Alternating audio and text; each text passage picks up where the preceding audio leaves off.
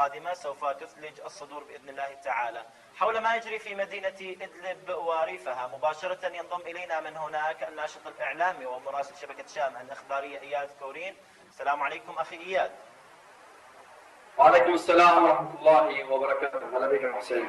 بارك الله بك أخي إياد. نتحدث اليوم عن بطولات رائعة وألغام يعني حصدت ثمارها، وهي مقتل عدد كبير من الشبيحة، وهناك الكثير من العمليات وتكتم إعلامي على ما يبدو هناك عمل قوي خلال الأيام القادمة. كيف هي الأوضاع وما رصدتموه خلال الساعات الماضية؟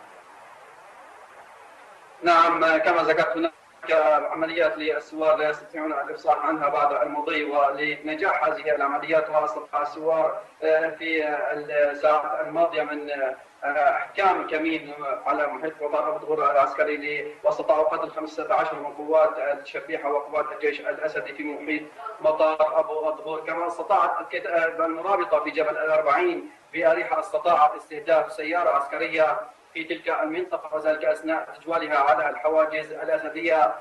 تم استهداف هذه السياره عن طريق نظم موجه، مما ادى الى مقتل جميع من فيها من عناصر قوات الاسد، بينهم ضابط برتبه عميد عرف اسمه سام سلطان. وعلى اثر هذه العمليه قامت قوات الاسد بقصف مدفعي عنيف على المناطق المدنيين في شمال جبل الزاويه، كما طال القصف ريحه الشمالي حيث تم استهداف كورين ونحليه من قوات الاسد المتمركزه في جبل الأربعين بقصف مدفعي. وصباح اليوم قام الطيران الحربي بتنفيذ 4 غارات على الاجزاء الشماليه لجبل الزاويه في كل من منطقه سرجه وكفر حايا، حيث ادى القصف على كفر حايا الى استشهاد شخص واصابه 4 اشخاص اخرين، فضلا عن الدمار الذي خلفه القصف بالمباني. نبقى في جبل الزاويه حيث تعرضت قريه بسامه لقصف مدفعي من قبل قوات الاسد المتمركزه على الاستراتيجي الدولي في حاجز القياسات.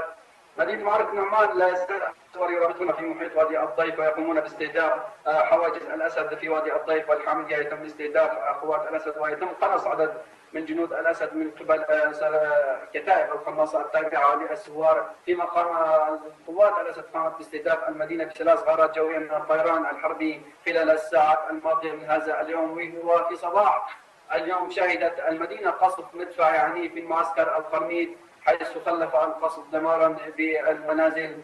مدينة التناز تعرضت لغارة جوية من الطيران الحربي، حيث تم استهدافها بالقنابل العنقودية من الطيران الحربي زهراء اليوم.